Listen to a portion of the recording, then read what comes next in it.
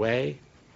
And finally, information. US Attorney General William Barr speaking ahead of the release of a redacted version of Robert Mueller's report on the Russia investigation. Well, joining us live now is Lancaster University's Dr. Robert Gutsche. Now, Robert, what was your reaction to what Mr. Barr has just said and how it was delivered tonight? You know, it's unusual for someone in Mr. Barr's position to spin this report before it's actually released. We saw an executive summary about what would be in the report and what's coming out, but I think there's been so much concern about what's redacted, the last points that he's addressing right now in his talk, that he wanted to come forward and make clear what the accusations might be, and apparently there aren't any accusations from this investigation that Donald Trump has done absolutely nothing wrong in the last 2 years, which is going to really fuel the Democrats and calm the Republicans, it sounds like, in the next few weeks.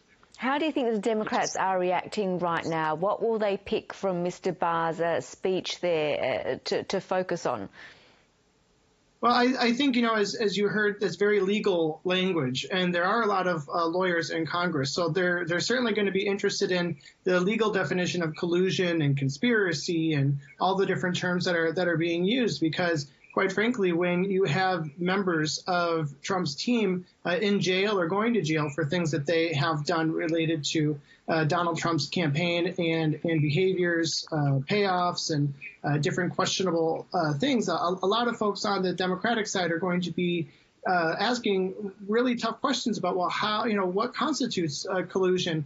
There was some readings in this executive summary that you know, a lot of the stuff Donald Trump does and says is public on Twitter and out in press conferences and at rallies. And it almost seems like, well, if you're doing things so publicly, it's impossible for you to also be charged with collusion because you've put all of your thoughts out there. So it's going to be a really interesting few weeks as people dissect what these 400 pages have to say. And how much is riding on what emerges from the report that's going to be released in a couple of hours?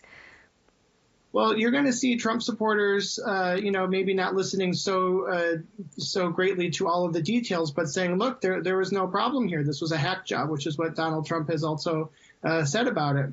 And so you're going to see this be, you know, fueling his campaign as being not a bad guy and trying to be taken out by the Democrats. Whereas on the other side, the questions that are going to be raised in the next few weeks as people pile through this document are going to make their way into the 2020 election. And so he's not out of the woods yet in terms of being questioned by the American public and the press about what not only has he done or didn't do in his campaign, but over the last 2 years of his administration.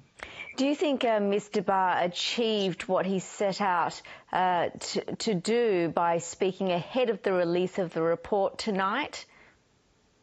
Oh, sure. I mean, he underlined, you know, not only the findings from the report quite well, but he made it very clear why certain elements were redacted, whether people agree with his assessment or not, or say it's okay or not to redact so much information from these reports, particularly when it goes to Congress. The question of whether members of Congress should see this information, if not the general public.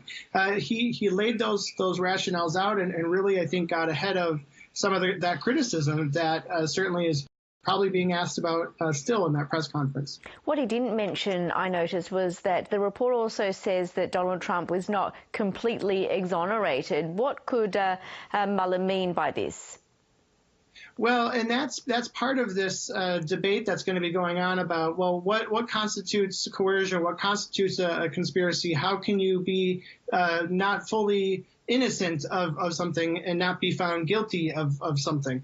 So there are some pieces in there that we're going to have to pull out once we see the full report.